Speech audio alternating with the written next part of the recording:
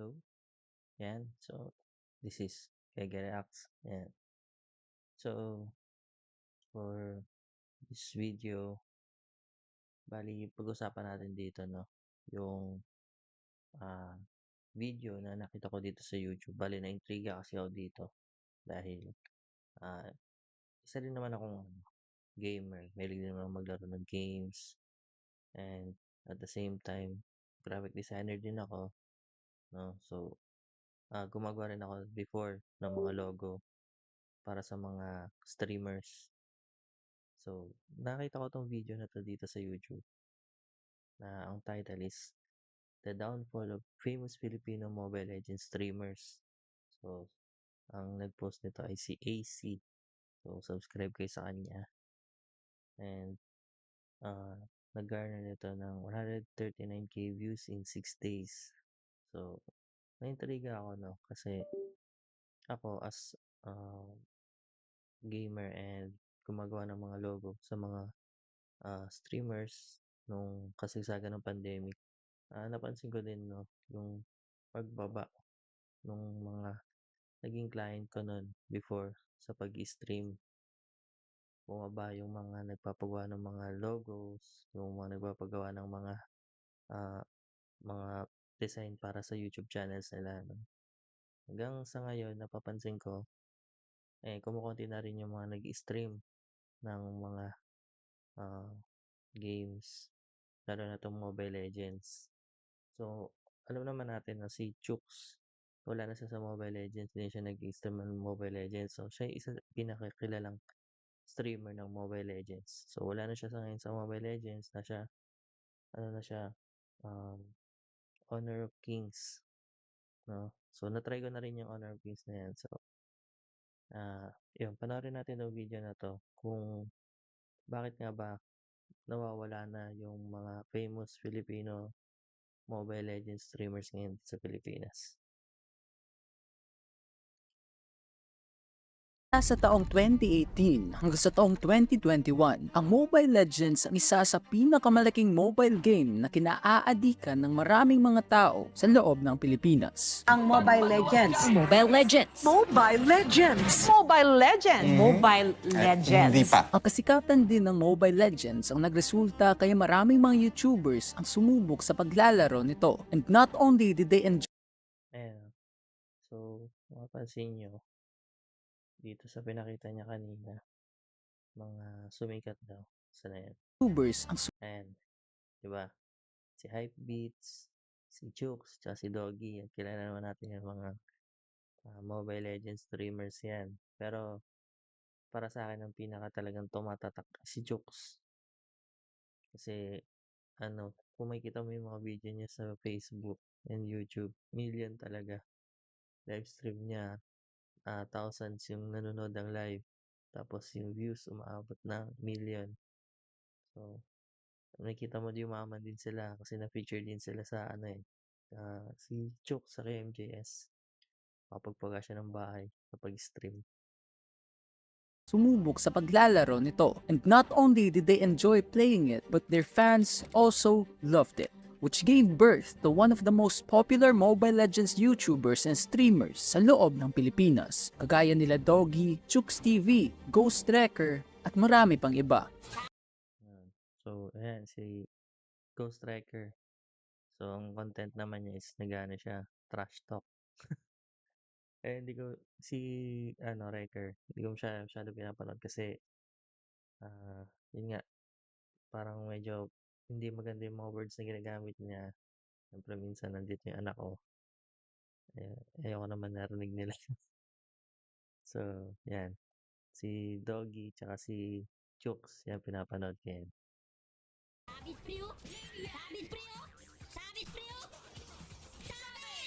But as time went by, mayroong mga bagay na paunti-unti nang nagbabago at paunti-unti nang bumababa ang mga views ng kanilang mga YouTube channels. Video after video after video, hanggang sa dumating ang panahon na halos hindi na umaabot sa 1,000,000 ang mga videos nila. Yan. Isa rin yan sa napansin ko, no? Hindi na talaga umaabot ng, million views. yung mga videos nila. Parang siguro yan, nasa 9.5K views. So, medyo kung ako yung streamer, alarming yan sobra. From million views, naging ano na lang, 3 digits. Diba? So, alarming yan. Ako nga pala si AC at sa videong ito tatalakayin natin Yan, shoutout sa'yo AC dito sa video mo. Hindi pa ako nakasubscribe sa'yo, pero subscribe na ako. Ayan, so, ano, salamat din sa video mo, shoutout sa'yo. Ayan, naging ako, curious ako dito sa video mo. kung ano nga ba ang nangyari sa mga Mobile Legends YouTubers at bakit paunti na ng paunti ang mga taong nanonood sa kanila. Noong May of 2020, Mobile Legends reached its all-time peak, propelling hundreds of Filipino YouTubers and streamers to the top of the industry, which resulted in them gaining millions of subscribers and followers sa kanila. Oo, no. 2020, yan, tanda ko yan kasi, nung kasagsagan ng pandemic, nawalan ako ng work. So, yan talaga yung isa sa bumuhay sa amin, yung paggawa ko ng mga logo ng mga streamers, mga gaming streamers, mga vloggers, mga pang-design sa nila Facebook page, sa YouTube. Yan. So, 2020 talaga yung kasagsagan yan. Grabe talaga. Sobrang dami nagpapabasa sa akin nun. And thank you din. Thank you din sa inyo. Kasi kahit pa paano, nakasurvive kami sa, nakasurvive kami sa pandemic dahil din sa, namin, mga naging client namin noong 2020. Reached its all-time peak, propelling hundreds of Filipino YouTubers and streamers to the top of the industry, which resulted in them gaining millions of subscribers and followers sa kanilang mga platforms. At hindi lamang mga subscribers at followers ang nakukuha nila sa kanilang mga channels, kundi millions of views din mula sa kanilang mga audience. Nang dahil din sa pandemya na nangyari noong taong 2020, napilitan ang mga mamamayang Pilipino na hindi lumabas sa kanilang mga bahay at ang dahil So, yun. Kaya dumami yung mga nag-stream kasi nasa bahay lang eh. nga wala masyadong pwedeng gawin dito, other Filipinos decided to either scroll sa social media o kaya naman maglaro ng mobile games, which led them to installing the already popular game called Mobile Legends. Ang pagsikat ng Mobile Legends streamers na itpel para sa kanila dahil sa panahong ito, halos lahat ng mga Pilipino ay nasa loob lamang ng kanilang bahay, resulting in them watching their videos and streams para pampalipas ng oras o kaya naman Oo, yung mga tao na syempre nung lockdown, 'di ba? Pandemic. Wala talagang ibang ginagawa 'yan. Yung iba na medyo marami-raming ipon, chillax lang, 'yan, nanonood. Pero yung kami, kailangan namin kumain. So, talagang ah, hindi hindi rin naging madali 'yan. So, kaya din, advantage din sa amin as a graphic designer ng time na 'yan. Kasi ang dami talaga naming client na streamer na. para ma-entertain sila. At habang parami ng parami ang mga Pilipinong nanonood sa kanila, parami din ng parami ang mga pera na pumapasok sa kanilang mga bulsa. Kung saan nagresulta ng pagkaroon nila ng sariling mga bahay, sasakyan at iba't ibang mga negosyo. At nang dahil nga marami ng mga pera Ayan. So, makikita niyo diyan. Ito yung kay MJS ata siya eh. Pinakita niya yung bahay niya. ang pumapasok sa kanila, palaki din ng palaki ang mga ginagastos nila sa pang-araw-araw. Pero hindi nila alam na ang kasikatang ito ay hindi panghabang buhay. Pasko made special with speculoos and cream. Grab yours now. They were still getting the views they wanted at malaki pa rin ang kitaan dito. Pero habang tumatagal, paunti-unti nang bumababa ang mga taong interesado sa Mobile Legends. On August 27, 2023, ako si Doggy uploaded a video titled Palaos na ba ang Mobile Legends? On which he stated na So, palubog na ba ang Mobile Legends? That's the biggest question right now, guys. Para sa akin, andun na tayo. Oh. So, yan din yung isang question din na ah, umano din sa akin nitong mga nakaraang linggo or mga araw kasi ah, yun nga, yung paglabas ng bagong game, yung Honor of Kings, medyo naging ah, trending kasi yung game. So, alam ko karamihan ng nagmo-Mobile Legends, lumipat na sa Honor of Kings. So, eto na ba yung simula nung pagkawala ng Mobile Legends, no? So, kay si Doggy nape-predict niya no 2023 pa lang. Ako ngayon, 2024 medyo ah, nararamdaman ko na kasi sa dami na yun nga, nawawalan na ng interest dahil madaming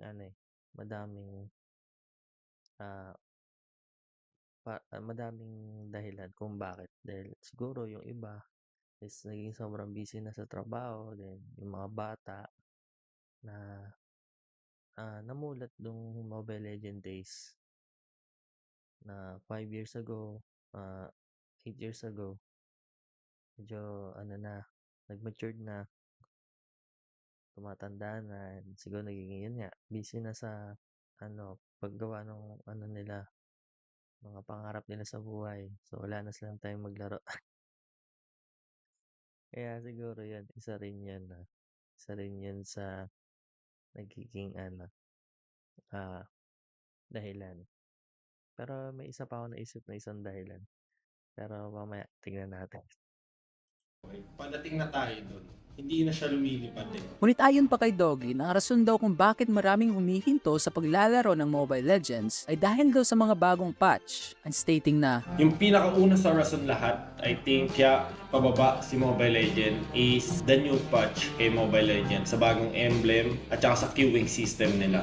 And I'll be totally honest guys, sa totoo lang, hindi na siya katulad ng dati na user-friendly, okay? Hindi na siya yung So, urong natin ng konti. Kasi more on na rin about sa game yung issue. So, urong pa natin ng konti. hindi nyo ako pwedeng example doon, okay? Sabihin natin na andito si Marlo. Si Marlo may MD siya sa Facebook, live streaming game, nawala ng kontrata. Nawala. Tapos na, hindi na siya renew. So, at that time, sabihin natin si Mobile Legends nagbibigay pa ng kontrata. Okay? But then now, sabihin natin na bumaba yung value ng kontrata, hindi na ganun kalaki. Yun. So, syempre, di ba, kung hanap sila ng mga bagong streamer ngayon, syempre, tapos hindi na ganun ka putok yung game, syempre titipid. Hindi na yan magbibigay ng mga malaking kontrata. Lalo na kung bago yung streamers na kukunin nila kasi di pa naman nila sure kung makakapag-generate ng income yun eh. Dahil baguhan pa, di ba? So, yun. ito din daw ang isa sa mga dahilan kaya paunti-unti nang bumababa ang mga naglalaro ng Mobile Legends. Dahil ayon pa kay Doggy na hindi din daw naayos ni Moonton ang pag-alaga nito sa kanilang mga content. Yun, pag-alaga sa mga content creator. And isa din sa napansin ko din sa Mobile Legends is ah parang na siya. Wala nang bago. I mean, yun na lang, yun lang. Parang minsan nga madamot pa sa skin. Ah, May mga kakilala ko. Yung comment nila madamot sa skin. Pero si si Honor of Kings daw, galante daw sa skin. Si Moonton, medyo daw, hindi daw maano sa skin. Hindi mahilig magbigay ng free. Urong natin ng konti. ng Mobile Legends. At halos hindi na umaabot ng millions of views ang mga videos ng mga content creators na minsan na isa sa mga pinakasikat sa loob ng platform. Kaya nila Chooks TV, Hypebeats, Rene J, at kahit na si Doggy ay hindi na din naglalaro ng Mobile Legends. At habang nagsisimula pa lamang ang downfall at pagbaba ng mga players ng Mobile Legends, mayroon naman ding isang laro na paunti-unting pumapalit sa kanyang pwesto. Up, paano, bago yun bago yung isa na yun. Yun nga. So, syempre yung mga streamers, kailangan niya ng views para kumita sa pag-stream nila, 'di ba? So, kung hindi na nagiging putok yung mga content nila doon sa game na yun, siyempre lilipat talaga yun, maghahanap yun ng ibang game. So, kasama ng paglipat nila sa ibang game, mahuhugot nila yung mga fans nila doon sa bagong game na lilipatan nila. So, domino effect yun. Bukod sa mawala na ng content creator or promoter yung Mobile Legends, hahatakin pa niya yung mga fans para lumipat dun sa bagong game. So, hindi lang content creator mawawala, pati yung mga players. Kasi, as kung fan ka ni Jokes at naglalaro na siya ng bagong game, syempre ikaw, tatry mo yun. Kasi, nakita mo nilalaro ng idol mo di ba? So, ano yun, double whammy yun para sa Mobile Legends na umaalis yung mga content creator sa kanila. Yun. World Health Organization bilang sakit at public health concern ang gambling disorder. Nasa kote sa Cebu City ang isang snatcher na Ay, parang alam ko na 'to. Parang ito na yung sinasabi kong isang dahilan kung bakit bumababa na yung views ng mga content creator ngayon. Mga kung naglalaro ng Mobile Legends or gaming content creator. Ito na yan, ito yan. nakaw umano dahil sa malaking talo sa online sugal. Walang kawala sa mga operatiba ang umano'y panloloko gamit ang online casino. Okay, so parang puhunan nila. Kasi alam nila na kapag naglalaro sila noon, maraming maeengganyo, maraming mahahatak na maglaro pa. Dahil sa Yun. Yan ang isa sa naisip ko na dahilan kaya nawawala na yung mga fans ng content creators dahil sa online sugal. So, ikaw, kung finalo mo yung content creator na yan dahil interested ka sa mga games na nilalaro niya, na ikaw din parang nakaka-relate ka sa kanya kasi gusto mo rin yung game na yun. Tapos bigla siya nag-switch, naging sugal. Hindi ka naman sugarol. So, manonood ka pa ba sa kanya? Siyempre hindi na, di ba? Pero kasi, ang ano kasi nila sa online sugal, hindi ko sure pero parang kahit maliit lang yung views, mas malaki yung kinikita nila compare sa nag-stream sila ng Mobile Legends. Oo, ano yun? Ah, yun yung parang napapansin ko. Kahit maliit lang yung views nila, kahit hindi umabot ng million, mas malaki pa yung kikitain nila compare sa gumawa sila ng gaming or mag-stream sila ng game na naabot ng million views. Mas malaki pa rin yung kikitain nila kapag nag-promote sila ng online sugal. Kaya yan yung isa sa nagpapabagsak sa isang content creator, yung pagpapromote ng sugal. Siyempre, kunwari, ako, yung anak ko, nakikita ko nanonood siya kay Jokes. Tapos biglang, nakikita ko si Jokes nagpo-promote ng online sugal. Sa tingin ko, papayagan ko pa yung anak ko manood kay Jokes. Siyempre, hindi na. Di ba? Sinuturuan mo pa yung anak ko magsugal eh. Ayun din yung isang pangit na itong mga content creator na to is nagpo-promote sila ng sugal na alam naman nila na 60 to 80% ng viewers nila is mga bata kasi nga games yung una nilang pino-promote or nilalaro or yung ini-stream nila. So, tapos mag-iisip ka na mag-promote ng sugal, 'di ba? Ano, parang niluluto mo yung sarili eh, ginigisa mo yung sarili mo sa sarili mong mantika.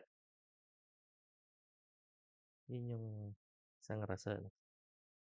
Sa paunti-unting pagkakalaos ng Mobile Legends, paunti-unti din namang lumilipat ang iilan sa mga sikat na Mobile Legends influencers mula sa paglalaro ng ML papunta sa pagpopromote ng mga online casinos. Sa pamamagitan ng pagpromote ng mga gambling websites na ito, napanatili nilang ma-maintain ang malaki nilang income na malapit na sana maglaho dahil sa See, dito mo makikita na etong mga content creators na 'to, wala silang pake or wala silang care sa fans nila, 'di ba? Real talk lang, real talk.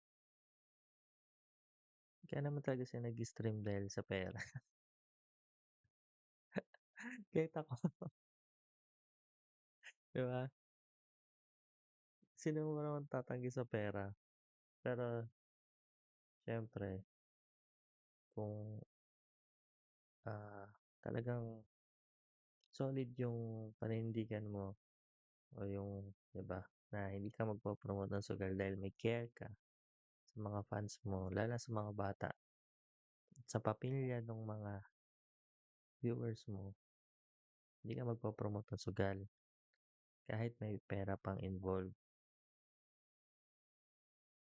Pero siyempre,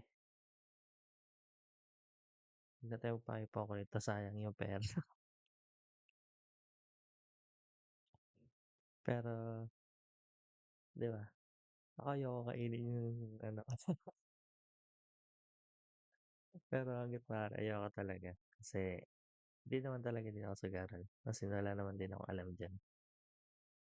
Pero siyempre, 'di ba, itong mga 'to kasi may binubuhay din kasi itong mga 'to, itong mga content creator na 'to. So, kailangan din talagang magtrabaho. So, siguro sa kanila parang total naman palubog na rin naman yung views nila sa gaming. Kaya sige kahit maliit na lang yung views, po-promote na sila ng sugal, kikita pa sila, 'di ba? wala ng kanilang mga audience. To them, these websites are their saviors na nagsalba sa kanila sa pagkakaubos ng kanilang pera. Marami ding mga sikat na influencers ang nagsasabi na malaki daw talaga ang kitaan sa Ito si ano, si TPC yan, idol ko din 'to. Kasi isa din 'to sa mga ano, sa talagang matibay yung loob, hindi nagpo-promote ng sugal. Pero natatawa kasi ako sa mga video niya minsan na parang, alam mo yun, parang gusto niya na bumigay, gusto niya na mag-promote. Kasi nga naman, siyempre, 'pag nasa mabuting side ka, ikaw pa yung walang pera. Pero nakakatawa lang kasi talagang pinaninindigan niya and nakakatuwa din sa mga sa mga latest videos niya na may nagbibigay sa kanya ng mga items na parang pino-promote niya and ang kagandahan lang hindi niya na kailangan mag-promote ng sugal para lang mabili niya yung mga or magkaroon siya ng mga bagay na gano'n dahil yung mismong mga promoter na lumalapit sa kanya dahil dun sa advocacy niya na isa rin naman ako dun sa sumusuporta dun sa advocacy ni TPC about sa pagpo-promote ng sugal. So, kay TPC tayo. TPC for President. promote na mga sites na ito, with them stating na 100,000 per video pre, no? Kung ginawa ko yun, no? Kung tinanggap ko yung offer sa loob ng isang buwan mga pre, no? At naka 10 video ako na nagpo-promote ako ng sugal, meron ako 1,000,000. At labas pa yung pwede mong kitain kung sakaling may mag-register ng mga tao sa link na meron ka. Ganun kalaki ang potential na pwede mong kitain sa pagpo-promote ng sugal. At base lang yun sa numbers na meron ako, no? Meron akong 800,000 followers. kaya naman maraming mga influencers ang hindi makakatanggi Yan, saludo kay TPC talaga. Saludo talaga sa'yo, pre. sa mga offer ng mga websites na ito. Sa pamamagitan lamang ng pag-livestream ng 1 oras sa loob ng Facebook, magkakaroon na kaagad sila ng napakalaking income without even doing a lot of work para makuha ang ganoong kalaking pera. At habang ang iba namang mga influencers ay lumilipat na sa ibang mobile games, sa kasamaang palad, hindi na talaga nila may babalik ang mga views na nakukuha nila dati sa bawat video na kanilang pinapalabas. No guys, hanap buhay yon. Hindi nyo pwedeng sabihin, Diba? Si Hypebeats pala, lumipat na rin sa, sa Honor of Kings. Kasi si Jokes lang yung yung nababalitaan ko eh. Pero si Hypebeats kasi hindi man ako nakapollow dyan. Yan. So, pati pala siya. Lumipat na, no? Pero nakikita niyo yung views. Anong may paki sa kanila eh. Kasi wala na. Malis na yung mga fans nila kasi ipopromote sila ng sugal. Ganun talaga. So, kagandahan lang, kumikita sila, pero hanggang kailan, diba? pera-pera pala yung habol nyo eh. Guys, hanap buhay to. Tandaan nyo yan. Hindi sila yung katulad ko na may pundasyon. Okay? Hindi, yung mga Yun. Tama din naman si Doggy. Hanap buhay naman talaga yan pag-stream nila. Hindi na yan tulad nung ako na parang okay lang, trip ko lang. I-stream ako. Sila kasi parang kasi nila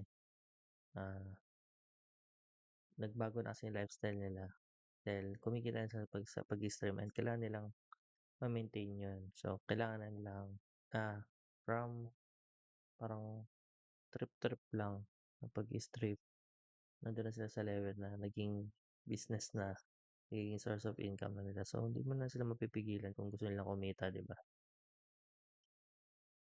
mga streamer na nawalan ng kontrata guys, kailangan nilang magdala ng pagkain sa hapagkainan. So, talagang mapapalipat sila doon. Sa huli, ang natatanging bagay lamang na kaya nating gawin ay mag-spread ng awareness na huwag mag-register sa mga websites na pinopromote nila dahil ginagawa lamang din nila ito para mayroon silang mapakain sa kanilang mga pamilya. So, yun. Tama din naman si AC na kahit i-promote nila yan, kahit di naman wala namang masyadong mag subscribe din sa sugal na pinopromote nila, kikita pa rin naman sila, babayaran pa rin naman sila eh. So, nasa atin na lang yun. Kung susuportahan ba natin yung pagpo-promote nila or hindi. No? So, para sa akin, di natin sila pwede sisihin, trabaho nila yan, mag-promote, diba? Nasa atin na yun kung susuportahan natin o hindi. Pero tama yun. Hayaan lang natin silang magtrabaho, hayaan natin silang kumita, and gawin din natin yung part natin na hindi pagsuporta dun sa mga sugal na pinopromote nila para pagkatagal-tagal, mawala din naman yan eh. Diba? Pag nakikita nila na kahit kumuha kami ng sikat na promoter, kung hindi talaga tatanggalin ng mga tao, wala rin silang magagawa kundi umalis, tanggalin yung online nila, sugal nila. So, yun lang. Shoutout dito sa video ni AC, yung The Downfall of Famous Filipino Mobile Legends Streamers yan. So, ganda nitong video niya. Panoorin nyo to guys. And subscribe na rin guys sa kanya. Nakasubscribe na rin ako. AC. Shoutout. So, yun lang. See you next video.